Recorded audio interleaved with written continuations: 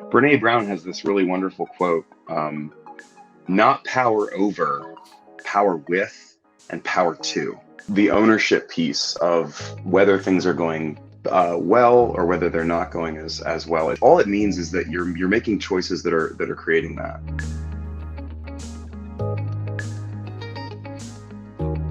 Vince Nance is a Brazilian Jiu-Jitsu black belt, a gym owner, and a military veteran who leads high-performance sales teams and builds programs to help salespeople and people from all walks of life to understand the architecture of the reality. There's only a few people in my life, and I truly mean a few people, my wife being one of those people and Vince being another, who I can call and know that we'll have an incredible conversation. We'll take things to a deep level. It's not just small talk. Sure, we catch up, but we talk about life. We talk about being a better human being. We talk about reality architecture, or what Vince calls reality architecture, which we can talk about being enough, about the mistakes we've made and how we've become better from it. And Vince is one of those human beings that I can always rely on to have an incredible conversation. And today we're going to be having one of those conversations all about living up to your potential, all about realizing that you are enough, and all about understanding and having a deeper connection to the way that you view reality and the model of your world. If you take anything away from this conversation, all that we ask is you share this show with just one other person who could use it as well. So without further ado, my dear friend who I've known for many years now, Mr. Vince Nance. How are you, brother? I'm so good, man. We were talking just briefly earlier. I'm like the best I've ever been, so it's an honor to be here, man. I'm so happy to hear that, man. We had to stop talking just for everyone else to know. Yeah. We had to stop because Vince will just go, and I was like, we need to include this into the conversation. And just for everyone's perspective, I've been trying to get Vince on the show now for like minimum of 2 years. Even before the Be Better broadcast existed, I was like, Vince, we need to get you on the show, and today it's happening. So, brother, again, I'm just grateful to have you here, man. Same, man. Yeah, it feels great to be here. And thank you for being a mentor in my life, truly. Like during some of the hardest times, and you know what I'm talking about. Yeah, man. We have had some great conversations where you've helped me to see things in a different way. And like you, I'm at a time now where I feel like things are just going really well. You know, we talked about the downward spiral and we talked about the upward spiral. Yeah. And I feel like I'm on that upward spiral as well with you, but I know that, you know, that likely won't last forever. Right. So we're going to talk about things that can help people prepare for the downward spiral. I keep thinking of the 9 Inch Nails album. Are you familiar? Yeah. 9 Inch Nails are amazing, man. Yeah. And then further down the spiral is their more psychedelic one. But anyways, why do you say that you're on the upward spiral? How do you know that this is one of the best times of your life so far? It's for me, like the ownership piece of whether things are going well or whether they're not going as well. It doesn't it's all it means is that you're making choices that are creating that. And so whether my life is getting worse, like when I was a gambling addict, or whether I was, or whether it's getting better, like it has been for the last 10 years since I stopped gambling. You're making choices that align with this healthier, better reality. And so when things are getting better, it just for me is indicative of, okay, I'm making these choices. I'm going to own this. This is part of the structure of reality that I'm creating. And if things are getting worse, it's not like, oh no, tragedy has befallen me. Woe is me. I am a victim of this, cosmic alignment. It's just, I'm making some choices, and how can I make better choices? It's coming back to the martial arts piece. One of the most profound realizations I ever had was in combat, there are only 2 questions that matter. What's real and what now? And so when you're in a situation and it's bad, or you're in pain, or you just got hit, or you're mounted and somebody's on top of you and they're going to choke you out, it's like the judgment piece of like whether this is good or bad is a waste of time. The judgment piece of whether coach or your partner is watching, or whether you were in a good position and now you're not, like, where am I and where do I want to go, and what's real, what now? Wow. So if I'm in a good place, great, extend it. How can I get more of that? But if I'm in a bad place, it's like, what can I change? What can I address in my immediate controllable reality? And there's a whole other level to that, but that's like the immediate questions. So those two questions, I really like those two questions of what's real and what now. I mean, if you think about those, what's absent there is the story of what's real, or what you believe to be real, the story that we create of, oh, I'm here because of this and because this happened and now I'm living this reality. But does that story really even need to be there? No, it only, if anything, creates pain. Sure, stories can be great, especially what's real is good, and then you create a story behind that and it can help other people. That's powerful. But I know that I've personally found myself telling, like we talked again before about, like me in my teenage years, I would tell stories about why I was fat, and I would tell stories about why I was single, and stories about why I was fired from a job, or whatever these things. But I really like that question specifically of what's real and what do we do after that. There's a just to dive in on that a little bit. There's sort of like two components to it. The one is more functional, and the other is more story based. But the idea of, like, let's say you're in a process, whether it's an argument or a sale or an interview, whatever you're doing, the idea of what's real is kind of pure. It's in its most distilled down form. There is no you have to be able to be authentic with yourself. If you can get to that place of total authenticity in the absence of fear, and just saying, like, what's real. And actually, this is really important, even to your detriment, like especially to your detriment. Like, let's say you're in a sale, which we both know that process well, and you realize they're not going to buy. Like, just checking in, like there's a 99% likelihood that this person is not going to buy today. The worst thing you can do is fail to acknowledge that reality, right? The worst thing you can do is persist in that delusional optimism of like, no, like just let it, just own it. Like, let it be the case. And then what now? And the best thing you can do in that situation is make that person feel comfortable and loved and welcome, and just say, thank you so much for coming in and letting me talk to you today, getting to know you better. It's been such a pleasure to meet you. Here's my number. I'm going to send you a quick text so you have it. There's all these things that you can do to increase the likelihood that that person will come back to somebody that they trust in the future. The worst thing you can do is push. But it's all about the ability to know what's real. You know, and there's a certain point where you can choose to continue, or you can choose to like take the exit ramp. And I tell the guys this in jiu-jitsu all the time. It's a corner turning idea that a military philosopher named Boyd in the Air Force came up with. It's called the OODA loop, OODA, in military philosophy. It's observation, orientation, decision, action. Not that matters to most people watching this, but the what's real, what now is a purification of that model. And in this sense, the person who, like, let's say you're getting taken down, you're gonna go down. There's a Rocky Balboa kind of mind of like, I'm not gonna get taken down. I can fight it. Yeah.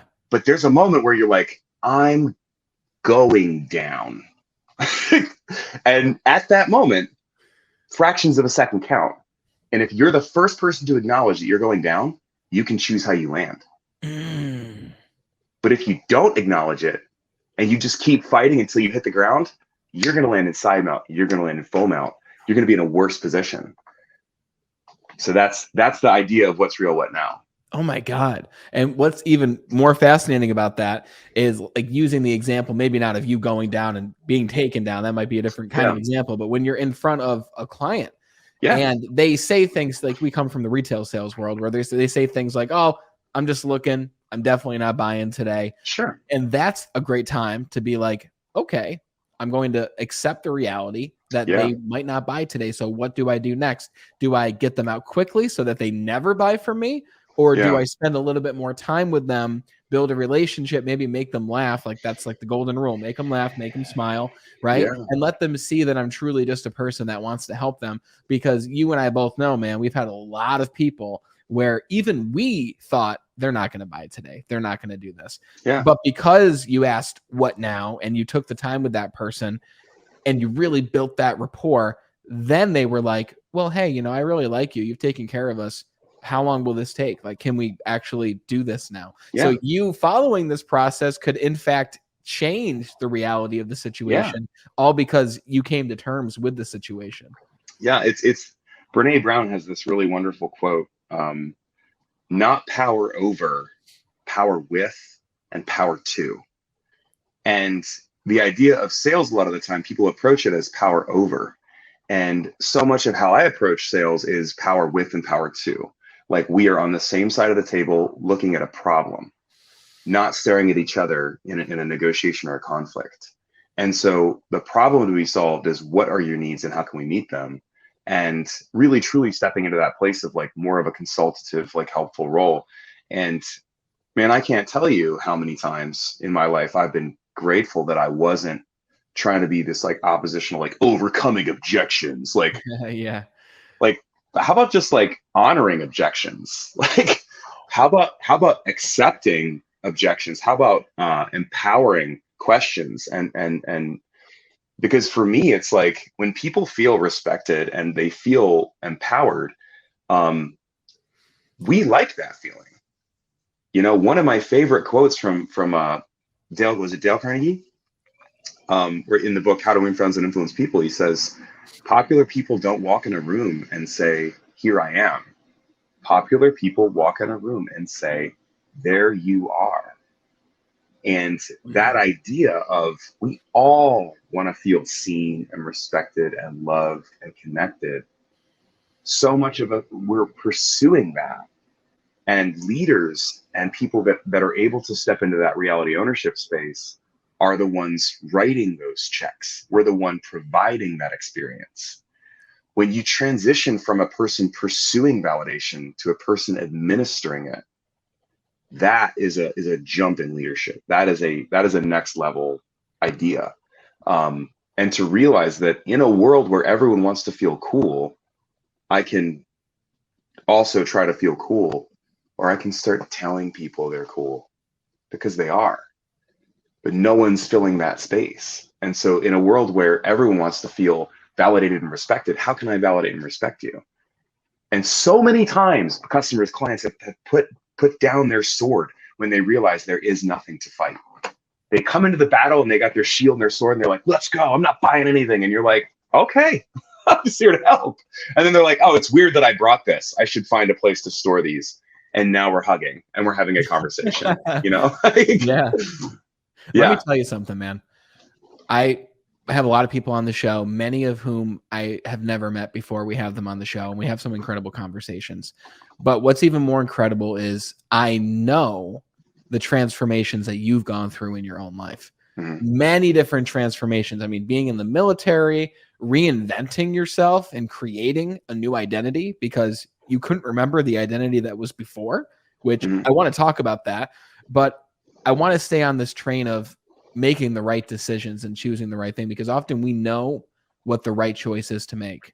However, we can often continue to make the bad choice regardless. Yeah. Like as an example, I'm an impulsive person. And there was a time in my life where if I wanted something, I bought it. If I wanted it, I bought it. I don't care if I had the funds necessary. If I had a credit card and I had the limit, then I would buy that thing. And it got to a point where I was given an ultimatum where my wife was like, hey, like I logged into your credit card account and I see that you've got 4 credit cards that are maxed out. And yes, you're making great money, but babe, what the hell is going on? Like, what are you going to do about this? And I remember it was the sickest feeling I've ever experienced. But in those decisions, Vince, of buying the guitar or buying the $3,000 gaming computer that I only use for like maybe 40 hours collectively, like I knew that I wasn't making the right choice, man. So you, as an example, when you're living in Korea, right? And I just want to ask you, just out of respect, because we can cut this if it's not. You can talk about whatever you want. Okay, I just want to make Go sure. Ahead. So when you're living in Korea and you're frequenting the casinos, right? You even talked about writing a book eventually on how to overcome something like a gambling addiction, because I know people now close to me who have a gambling addiction. Like how you must have known in those moments, I'm walking into the casino now, I'm placing down these bets that I shouldn't be placing. Like in those moments of most darkness, how do you make the right decision if you are facing an addiction such as that? So that's a phenomenal question. I think the biggest piece that I could say there is that I was in those moments, in those darker, when I was making choices that I knew intellectually were destructive. Well, just speaking for myself, I think it's important to explore what part of your narrative those choices are confirming. So if my narrative is on a very deep level, uh, I identify as someone who is in poverty or someone who struggles, right?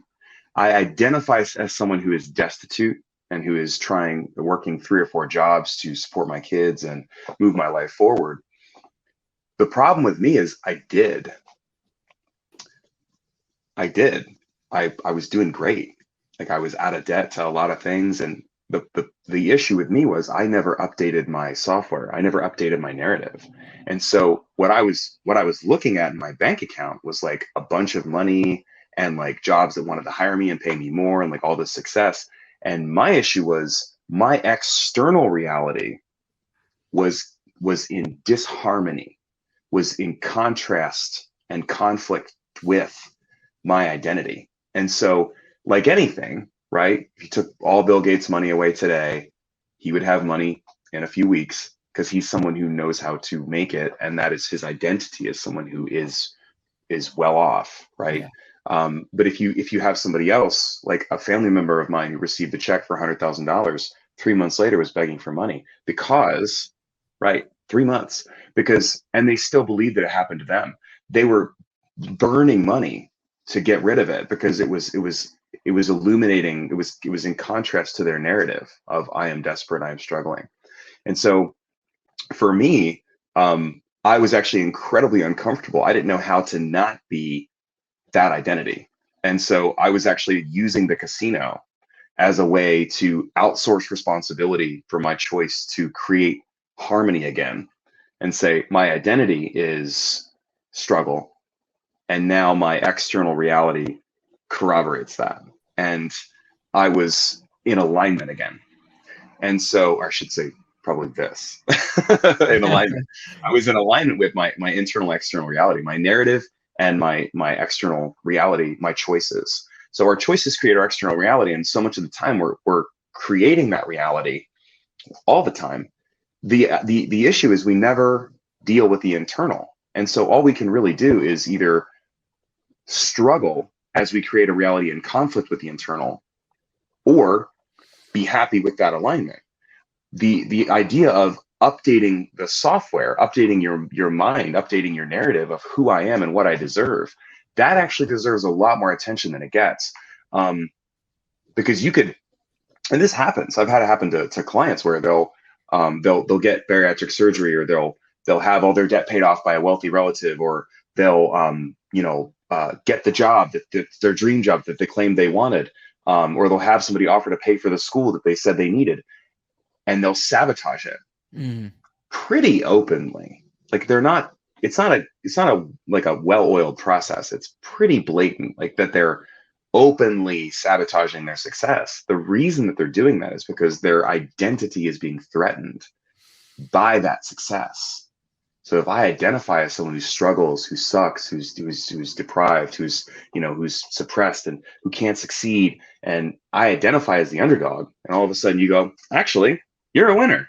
They go, nope, yeah. I'm an underdog, and I need to get rid of this because I got to get back to what I know. And that's why one of the reasons that I've stopped trying to rescue people from their own story. The only thing I can do is offer them opportunities to update their story. Wow. And change their narrative, change their mindset. So when how do you do that? How do you, dude? That is the question. Update the narrative. What yeah. As an example, dude, like there's this person I work with, like 3 days a week, who they identify, and we'll speak in some work ease here, right? So they identify as I don't make phone calls, right? I don't make campaign calls. And for those listening, that's our version of a cold call, essentially. But it's really a warm lead, if anything. Anyways, they say I don't make calls, but they keep selling Duo and Duo and Duo. So they're unsharing these sales and making more money. So this person starts to make calls, right? And they're at 22 calls right now. It's the 20th of the month. They're at 22 calls. And I said to them yesterday, I said, you're literally like drawing on your tablet right now. But if you made 8 more calls in the next 10 Mhm. minutes, Yeah. you will potentially make an extra $100 today if you sell even just one more duo or 2 more duos. And Sure. this person was like, yeah, I know I should probably do that. And they made 3 calls and now they're at 25. And then a duo walks in, person who buys 2 devices, and they weren't able to unshare it and make more money. And I said to that person, I said, let's talk about what's happening right now. And I had a smile Yeah. and they're like, here we go. Here's Brandon, right? Yeah. It's I said, fascinating. this, what you're doing from an outside perspective, this is self-sabotage, what you're doing, right? You are someone who says, I don't make these calls, and you get to 25 out of 30 that you need and you stop because like what you're saying, if this person hit 30, then that would be a misalignment with their identity. So what has to happen first is this person needs to change their narrative before they can even take the actions. So as the fat kid, like I would go to the gym and I'd be like, I don't belong here. I don't know what to do. I don't know how to use that machine or lift that weight. And I'm being judged by that bulky dude in the back. When really that bulky dude in the back is probably like, good for this fat kid for getting his ass in here and lifting weights. Good job. Right? Yeah. Like hopefully this exactly. And very likely right now, as someone who's been in the gym for a long time, I see someone who reminds me of who I used to be. And I'm like, dude, awesome for this person. Like, even if they don't stick with it right now, like they've taken a giant step in the right direction. Yeah. And that's not a fat joke, by the way, the giant step. No, it's beautiful. you have empathy for that person because you identify with that story. You understand it. In the same way, I'm super grateful for my experience as an addict because I was judgmental and had no empathy for addiction. I did not understand it. I thought it was just like, make better choices. Like, why do you want, dude, I was such an asshole and I had no idea. And now I have deep gratitude for this life experience that taught me what that process is and that it can happen to anyone and that it can take a lot of different forms. Gabor Mate actually talks in one of his books on addiction, The Realm of Hungry Ghosts, I think, about how he had a shopping addiction for classical records while he was counseling heroin addicts and felt like a total hypocrite and like would go home and lie to his wife about how he's like making these purchases because he had this deep need. But there's a little bit of story exploration there too. Strange addiction, by the way. I love it. I know, right? It's very specific. But the process of becoming addicted it could be anything. It could be Botox, it could be porn, it could be gaming, it could be it could be shopping, it could be heroin, it could be alcohol, it could be nicotine, it could be anything. And really that process is kind of fascinating to me. But the idea of how do we update our narrative? How do we change our story? So how did you do it? So I was actually kind of forcefully shown, getting back to the part that you wanted to reference, I think, of the memory loss and then kind of reinventing my identity. I was given a gift through that process of, I think the biggest piece is realizing that we're living inside of a story. And once you realize that we're living inside of a story, then you realize that we are who we remember ourselves to be. And that is one of my favorite quotes. I'll circle back to this, but one of my favorite quotes is, I believe it's Sadhguru. What you are distressed by is not the past and the future. What you're distressed by is your memory and your imagination. Wow. Right? Like full stop. You know, like your story is how you remember yourself. And that is what you focus on. And so one of the things that I love to do in my programs with people is say, all right, tell me your story. And if they tell me a story of like failure and loss and suffering and struggle and like being hurt and trauma, which is fine. That's part of the whole. The part that people often miss are all their wins. And so, right, and then you're like, well, did you graduate high school? They're like, well, yeah. And I'm like, well, we didn't talk about that. Did you get a job? Yeah. You have a healthy kid. You're probably a pretty good mom. Yeah, I am. Well, that wasn't in there, you know. In that time, you helped your dad out when he was struggling with dementia or Alzheimer's. I didn't hear that, you know. So there's all these ways that you showed up in your life as a hero, and a great mom, and a graduate, and a person who finishes things, and and you're kind and loving, and that gets lost. And so part of it is just reminding people of the complete picture. One of the ways that you know somebody's a narcissist is there's only two roles they ever have in any story they tell. One is the victim, and two is the hero. So you've got hero, villain, victim, right? It's a simplified archetype, right, for stories. Hero, villain, victim is how you know that someone has if that's how they understand the world. A narcissist will only ever be the victim or the hero. They'll never tell you a story where they're the villain, because in their mind, they never have been the villain. And so one of the things that I look for in people's storytelling are times that they have been the bad guy, times that they've not been virtuous, times that they've been the flawed character, because it's actually true. It's true of me, certainly, but it's kind of great when you realize that they have that complete picture. And when somebody is stuck in that dualistic sort of like victim hero, in both of those stories, they have to be the main character. The other piece is sometimes you're not the main character. I was just having this conversation with my sister last night about a relative who's traveling, and it was like, someone needs to remind them that they're going to go visit a pregnant woman, and that she's the main character of this story. She's the one we're coming to support. We're all playing a support role to her. So it's not about you. And that awareness is really important for people that struggle with egocentrism and narcissism. Anyway, side note. I think that's a good practice in general. I mean, just knowing your role in that particular situation that you're in. Yeah. It's for me, that idea of story and identity, to say that comes back to the idea that we are who we remember ourselves to be, right? So if, to answer your question, which I get rabbit trailed all the time, feel free to be like, hey, come back. Nope, I love it. Is the idea that we are telling ourselves a story of who we are.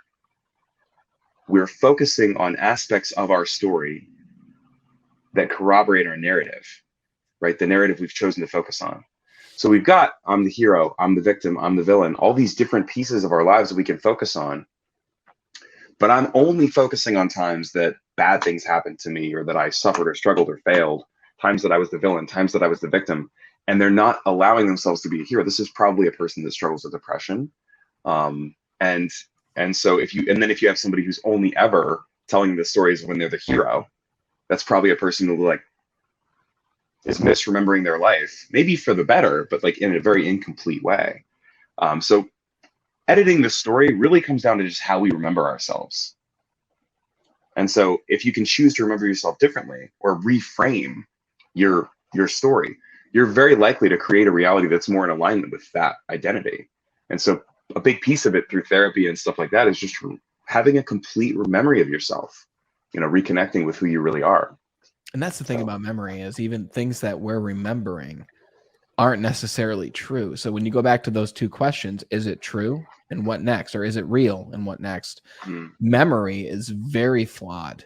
Like again, it's a story that we tell based on something we think we experienced, but all that we really know to be real is what is now and what is happening now. Even if we reference back to the first few minutes of this conversation, I can think that you said one thing, but then you're like, no, Brandon, I didn't say that. I said this, right? So there's a beauty in that. And the beauty is that if this is really the only moment we have and everything else is either imaginary in the future and a memory or a story in the past, then what do you want to be, or who do you want to be? What wins do you want to have? Like, it's almost like you can recreate the storybook character that is yourself whenever you choose to. Yeah. That idea of this is a hard idea, because if you try to tell somebody that's really suffering, you're experiencing what you've chosen to experience. That's not easy to hear, and it's not always true. Certainly there are tragic life events where you are taken to a place that is not within your control. And that's actually healthy, to not always be in control of what you're experiencing. If I lose a parent, or something tragic happens to a child, or I get a diagnosis about myself, there is a certain time for grief and true tragedy. This is not speaking of those times necessarily, but to own the idea that we are experiencing the reality that we believe we deserve, and on some level, whether consciously or unconsciously, are choosing to experience. Um, for me, that is true. And it has been useful for me to believe that. And I have seen that time and time again be created and recreated.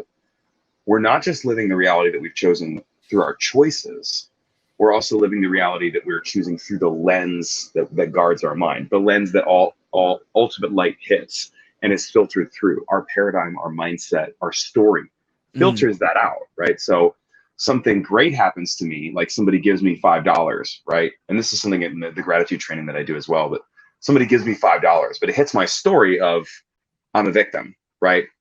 Shit, I could use 10. Yeah. You know, but if it hits that and it's like, and the story is like, awesome things happen to me, and somebody gives me $5, or I find $5 in my apartment that I didn't know I had, Yeah. I'm like, holy crap, $5, you know? But also I might find that $5 in my laundry and go, God, I lose everything, right? Right? So like, it really is like, what is happening to us is what we believe is happening to us most of the time, you know? It's and that idea of like, we're experiencing what aligns with our story of who we are. I just think it's important, you know?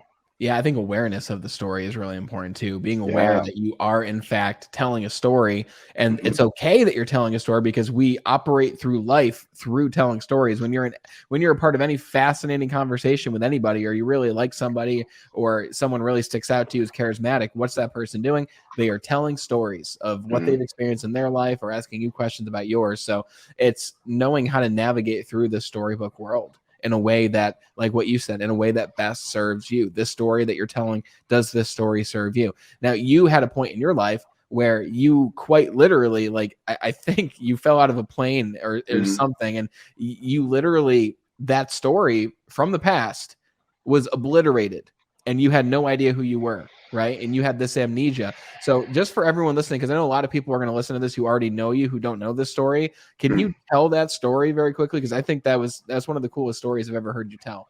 Yeah, it was the Reader's Digest version is I was in airborne school. I was in the special operations pipeline. That was like the first school you go to after like basic and advanced infantry. You go to Fort Benning and you do the jump school for airborne. Um, it's the school they send Navy SEALs to first after BUDS, Mm. because it's the school you're most likely to get injured at. Oh, And because you're basically falling with what's called a T10 Delta chute, which is like a giant hefty bag that's just drops you. The larger you are, the faster you fall. And in ideal conditions for a person of average body weight, you're designed to fall about the same speed as if you jumped out of a two-story window. okay. So imagine going to your window in a second-story house and jumping out of it and hitting the ground. That's ideal, because you don't want to fall too slow, because it was designed for trench warfare. You fall slow, you're going to get shot in the air. So they Wow. want you to fall a little faster so that you hit the ground. But the problem is when you get into like high winds, or when you're really loaded down with gear, you're going to be falling faster. Or a person who's heavier, like I was over 200 pounds, the chute was probably not designed to drop somebody at that speed who is over 200 pounds. So I was falling faster on a good day. This was a night jump in high winds with gear, and so I was falling faster than usual in really windy conditions. The slip that I pulled to go in a certain direction had rotated in the air, and about 50 yards above the ground, it felt like my chute was punched from the bottom, and so I was actually felt like I was going back upward and over to the side. And then the last memory I had was of just like imagine your head being like held out a car door, like against the ground. Like that's how fast the ground looked like it was going when I hit it. And that's the like cut the tape, turn off the VCR. That's it. Wow. The next memory I have is in a Sergeant Airborne's. I was laying on their leg in the back of a truck, like bouncing on the way to the hospital, because they found me like hours later. I didn't have my helmet anymore, which is like double strapped in. I had packed my chute, um, and I think I have like a glimpse of the memory of seeing that packed. And then my next memory is of being in the back of that truck. I found out days later that I was telling them that I was a millionaire and that I had an airplane and like all this crazy stuff. But I don't remember saying that. I just remember hearing that from them days later. And like I was looking up at planes flying overhead, trying to make up a story about why that would be happening. And I guess I thought that meant I was rich. And so I was in the back of this truck, like telling them, I don't know, like I don't remember any of that, but I found out days later. And so that's an experience you become familiar with when you go through memory losses, being told what you did and not knowing. And so I literally got to a point where I just had to hope that the person I was hearing about was acting in alignment with my values. Like I was hearing stories that about me that I had done in the recent weeks, having no memory of it happening. And how did you even know that you had values? Because in the present tense, I do. Okay. And you knew in the present moment, you had an idea already of who you were in that present moment. Yeah. I knew me in that moment. And I was started like over the course of like, I think it was like a day or two, I started to get back pieces of my life. Like the oldest memories came first. So I remember my parents in my high school and those people, my brothers and sisters. And the last person I remembered was my daughter. Because she was born 2 days before. Whoa. She was the most recent memory was my daughter being born. She was born 2 days before this experience? Yeah. Damn. It was February 10th. She was born on the 8th. So she's born a day after me, by the way. I'm the 7th. So we're nice. Nice. She just turned 18. So awesome. Crazy, right? Yeah, that's wild. It's wild, dude. So the idea of, for me of our identity comes for me from getting back most of who I remembered I was, but having been detached from it on some level for a space of time, almost being able to look at it and say like, what of this person do I want to keep? Yeah. And what do I want to throw away? Like, how much of old Vince do I really like and want to nice to meet you. This is me like today, and so my political views shifted, my spiritual views shifted, my a lot of things shifted in a pretty dramatic way during that space. And it was really it was a blessing. It was a huge privilege to be able to reevaluate what I knew of myself and what I wanted to keep and what I didn't want to keep. That interruption in identity was a massive gift. And I thankfully made a full recovery. I started serving tables after I got out of the military to sort of help rebuild the short-term memory. Because really what was happening is there was no STM LTM transfer. There was no, my short-term memories weren't making it into my long-term memory bank. And so I was doing things, and in the present I was operating, you'd never know there was a problem. The problem was that days later I would never remember that happened. It wasn't making it into the long-term memory. Yeah. So that was just kind of fascinating to experience, especially as a psych major, just being like, wow, this is like subjective amnesia. Like, wow, yes. This is like from the first person. But one of the biggest learning is this is why when I say to people, you don't know what you don't know. That's why that question is so powerful to me, is because if you don't remember something happening, it didn't happen. And this is why how we remember ourselves is so profoundly important. Yeah. Because what we remember of ourselves is our story, and our story is who we are to ourselves. And that, based on the principle of inertia, is what we're going to continue to create moving forward. So an object in motion tends to stay in motion unless acted upon by an equal or opposite force. Well, if I yesterday I was a baker, today I'm a baker, the likelihood of me being a baker tomorrow is way higher, right? You used to bake waffles. Right, I did. Yeah. The idea that is the correct term. Yeah, the idea that I don't know. I woke up today as a baker. What am I going to do tomorrow? The inertia is disrupted, and so that's true of a lot of different things. But it really plays with that idea of identity and values and story. But it comes back to the reality we are creating is based on a reality that we have created and a present that we're experiencing. And when if you can shift those things, the past and the present, you can really dramatically change the way that you're going to interact with that future. So I would like to, if you're up for it, I'd like to actually share another series of thoughts that you've been working on recently. Sure, yeah, man. And I would actually like to share my screen here. For those watching, I'll share it. For those listening, I will explain what we are sharing here. But you've been on this topic of enoughness and being enough. So I'd like to share a post that you made yesterday about this idea of being enough, right? Mm-hmm. So you wrote, "It is a pathology to feel that by doing more, we will be enough.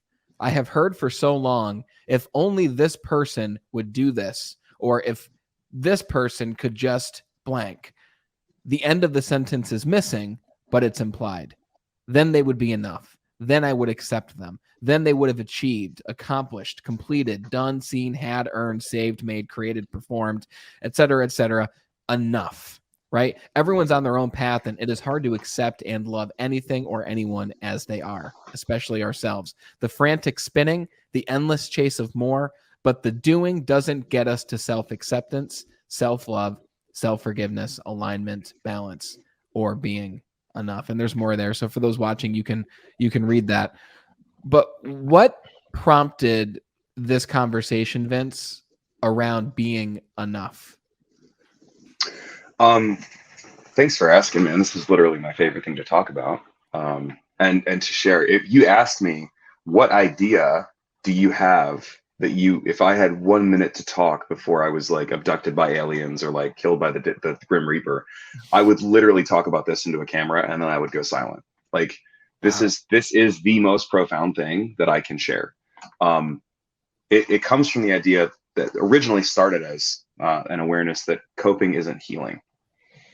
And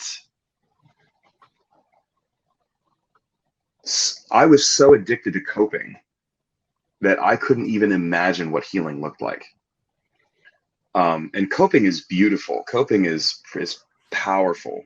It's most of the, one of my favorite quotes is from a book, Iron John, that a friend turned me on 2 years ago. It's about sacred masculinity. And in it, he says, "Your greatest wound is the portal through which you will bring your greatest gifts." And right. Wow. Your struggle with obesity is a gift that now you can bring into the world. Yeah. Your struggles and my struggles, right? I do jujitsu. I teach martial arts. I teach women's self-defense for charity. I coach people because I had to become more lethal, more dangerous to survive an abusive environment. I had to learn those skills. And now that is a gift that I can bring into the world. So coping is what when we think of like, what are we doing, right? Like so much of addiction is a form of coping. And it's a form of dealing with or coping with or surviving in an environment that is suboptimal. The idea of healing was so foreign to me that I truly thought that healing was coping better. What does it look like to be healed? Well, it looks like not going to the casino anymore. It looks like not gambling anymore, right? Okay. Handcuff yourself to a radiator. Congratulations. You're healed, right? I've done nothing. I've learned nothing. I've not grown. I've not advanced or changed. I've just created a container that corrals that addiction so that I can't act on it. That's not the same as dealing with the woundedness that first necessitated that addiction, right? Going and actually doing the work at a core level of, why did I feel the impulse to do this?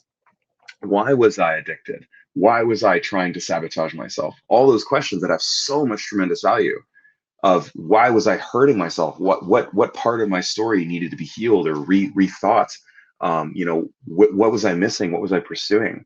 All of those questions are there, but that act of corralling it answers none of them.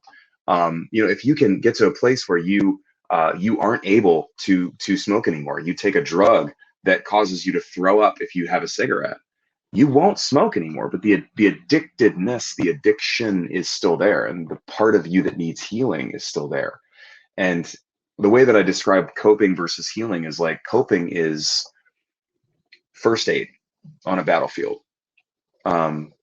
It has tremendous value in that environment. When you are in an abusive environment or you are in a traumatic environment, by all means, use coping skills, get through it.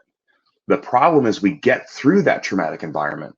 We get the divorce, we grow up, we leave the household, we don't have that teacher anymore, we don't have that partner anymore, we aren't in that job role anymore, but we're still that traumatized person. And so now we're trying to continue coping in an environment that is no longer dangerous and we're safe.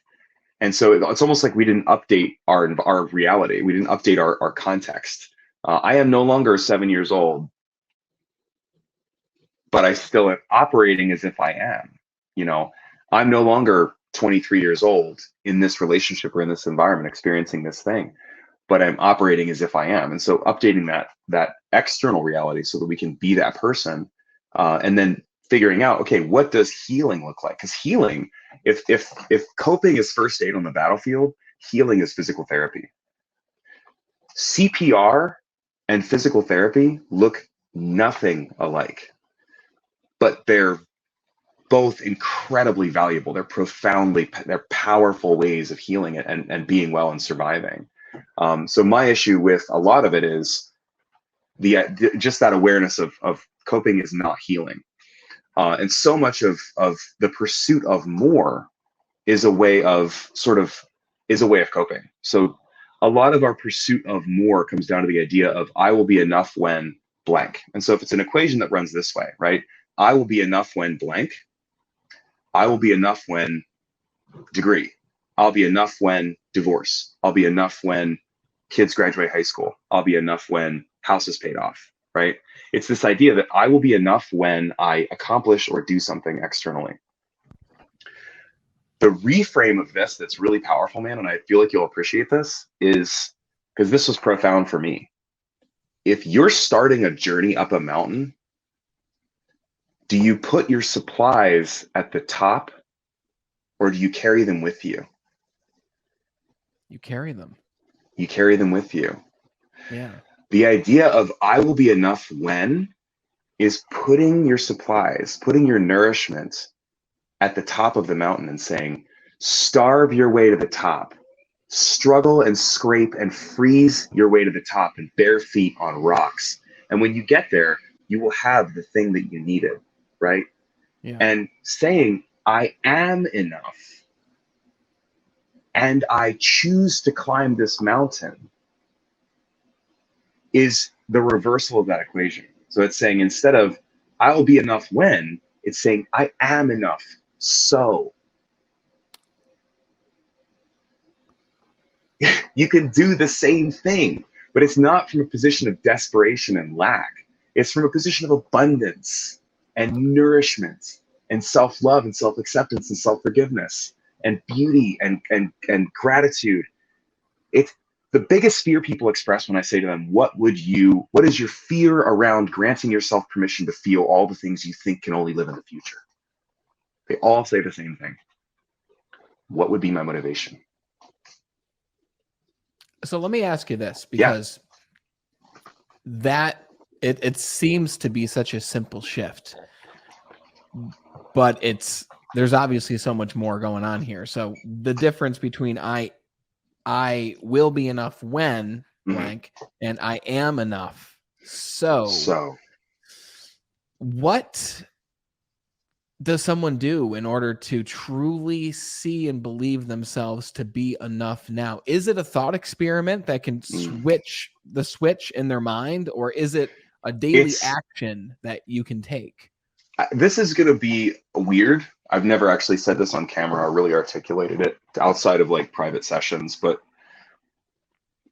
you can't intellectualize healing. It's not a mind thing. It's a heart thing. And it's hard for me to even say that because so much of Western thought is like, oh, a heart thing. But it's true. It's true. It's true. And the thing about it is, like, we want to intellectualize our healing journey. Intellectualizing is coping. If you're up here, you're still coping. This is where healing takes place. And this is just like the paradigm shift from coping to healing, right? Coping to healing. All I can imagine is that healing is some advanced coping. It's not. It's different. And it's self-love does not come from a thought. It comes from a feeling.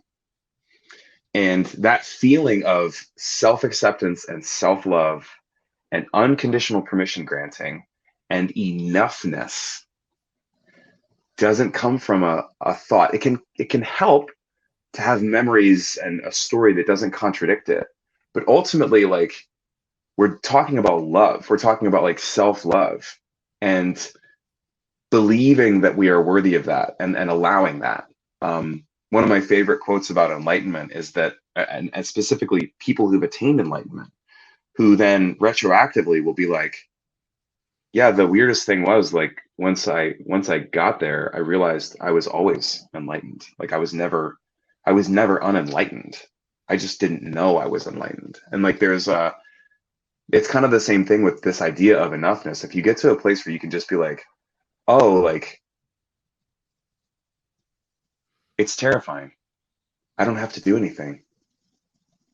I don't have to go to the gym to love myself. I don't have to make $1 million.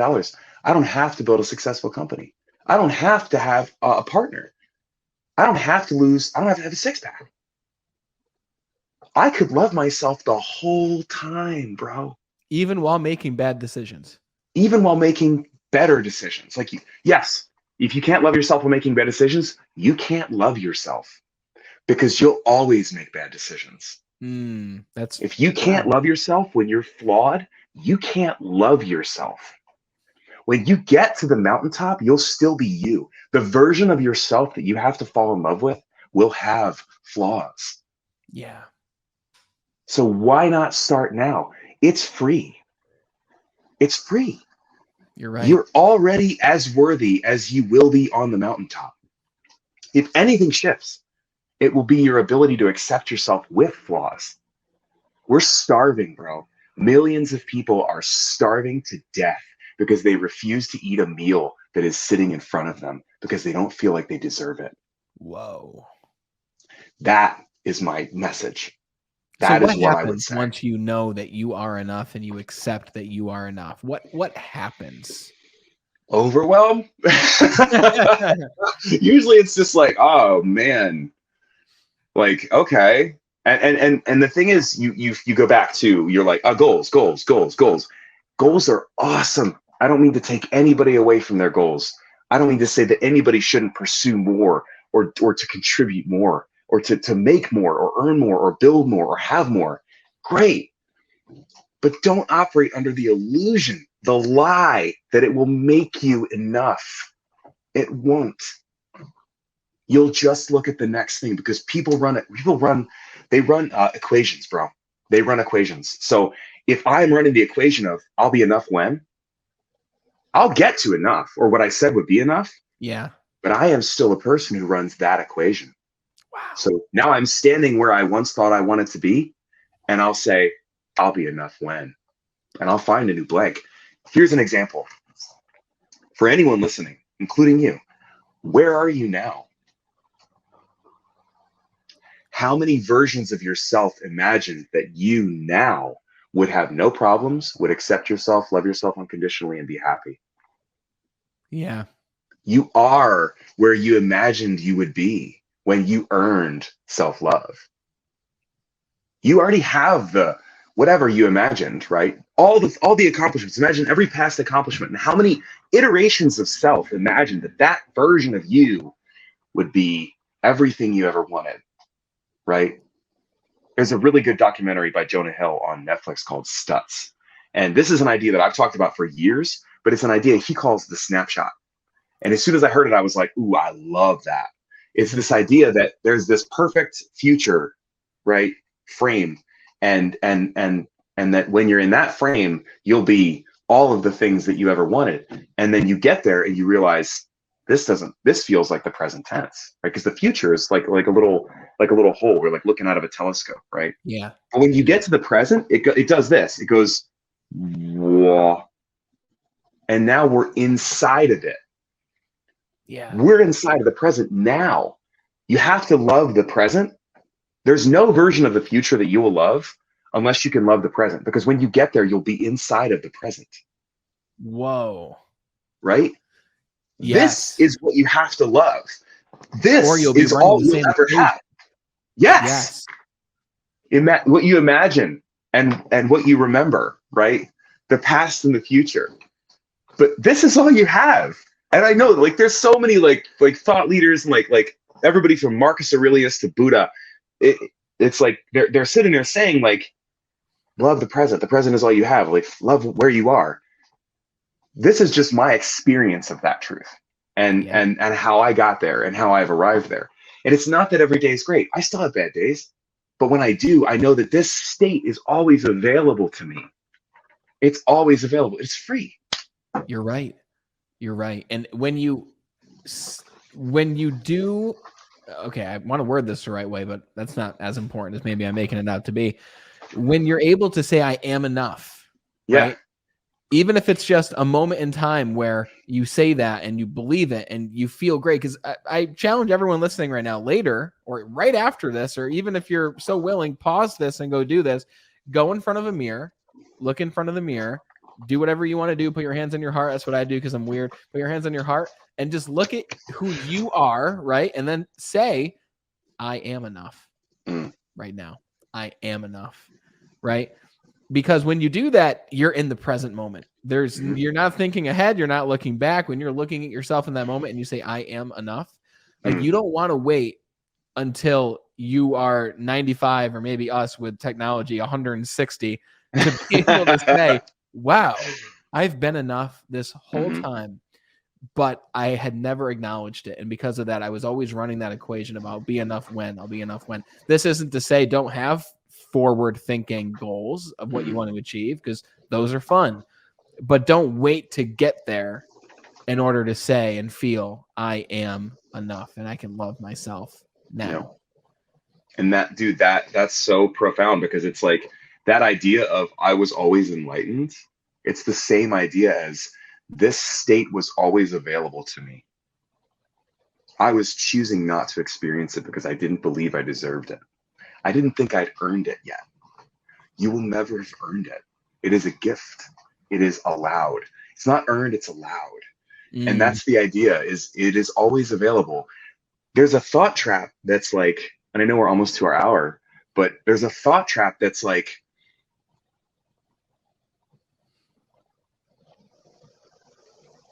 I'm trying to think of how to word it.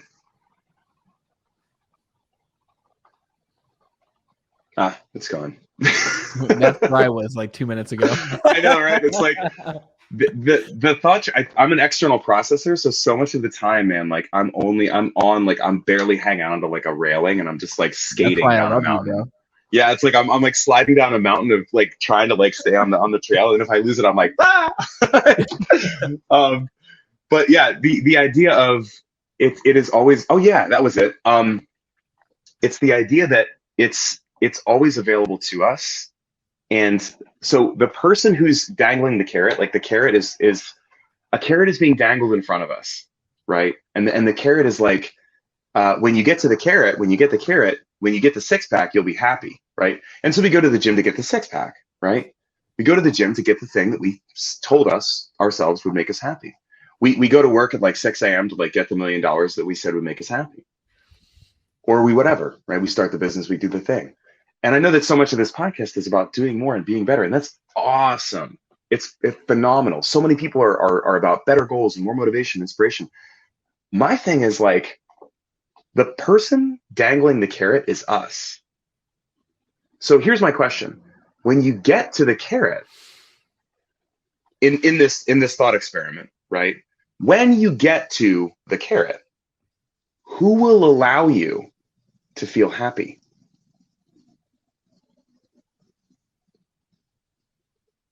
It's us. Yeah. Yeah. So we're playing a game. We're saying, I am depriving myself of the feeling of adequacy and self-love in order to extort behavior, to move myself toward a goal, because I think that's how I need to be treated in order to be motivated. And that's my issue, is like, there's a healthier way. It's eat the carrot and then go on a walk because you want to, You're right? Cut the cord, eat the carrot. This carrot is delicious. What do I want now? I think I want $1 million. You're like, you don't have to extort that behavior. So that's my thing, man. That's why I think it's the most important thing, because it doesn't matter what we accomplish. I think you've we'll got a book there, brother. You've got a book there. I think so too, man. I think it can take whatever form it needs to. I just want to share it. I want to share it because I think it's the most valuable thing that I can say with my time, you know? Yeah. And let me tell you, I'm happy to have you back on the show to talk even more about this whenever. Dude, I already know I will come back anytime. We got to have you back on. This was 2 years in the making. Let's not wait 2 more. Let's make it sometime in the near future, because we haven't even touched on so many things I wanted to, but the directions that this conversation have gone already, I know that someone listening is going to be like, wow, I have never thought about these things in this particular way. And I know they're saying that because that is how you've caused me to think since meeting you. Probably like, it's been like, how long has it been? Has it been 5 years now? Almost 5 years. Yeah. 4.5 years. Amazing. Yeah. Amazing. Just over 4 years. Yeah. I've loved every minute, man. And from, like what you said earlier, from Marcus Aurelius to Buddha to Vince Nance. And I don't know. I got to read their books. Man. I mean, I don't put myself in that category. I'm just here to help. But I admire and respect spiritual leaders and thought leaders and people that have done that work. There's so many people that are doing that work and that are worth listening to and paying attention to. This is just my experience of it. And for the record, bro, you've impacted me a lot. I know that you've sung my praises during this interview, but you inspired me when I first joined the company. You were the person who trained me. So, I mean, there was a lot that I learned from you, man, and you've inspired me, and to see you building this and to try to give the world exposure to these thoughts it's inspiring. It's really cool, man. So I appreciate that. Right back man. at you. I'm grateful to have you as a friend. Can you give us 1 minute? I know I've kept you longer. If you got to hop, feel welcome. It's okay. To. But give me 1 minute to let us know where we can learn more and follow the thoughts of Vince Nance after this conversation. Sure. Yeah, my website is vincenance.com. I've gone a couple of different directions with that, but that's what I've ultimately come down to. So it's pretty easy to find me. You can find me on Facebook, Instagram, Vince Nance. Vince Nance. That's just it used to be Vincent Nance, and then I realized that Vince Nance has better, it sounds better. So it's 1 syllable instead of 2. But I go on podcasts and share. I'm writing a book, and I just I love doing the work that I do with not just personal training clients, but with coaching clients as well. And one of my favorite things that we didn't really get to talk about, I would love to come back and talk about the role of I'll just say sales trainings, but more in a way of like connecting helping salespeople think about what they do differently, because salespeople are in an incredibly powerful position that's very significant. And by shifting thinking about that a little bit, I've had the privilege of being able to help some really worthy, beautiful, highly empathic, decent people figure out that sales was actually something that they could do and be in integrity with themselves. So yes, you have many people, and you created programs that you were able to pass off to others to continue running. And you've done a lot of beautiful things there, man. And I want to definitely have you back on very soon. Like if you're willing, like in the next few months, I'd love to talk to you more about that specifically, because we could talk about how what we've covered today ties into that. And dude, they are definitely connected. Yep.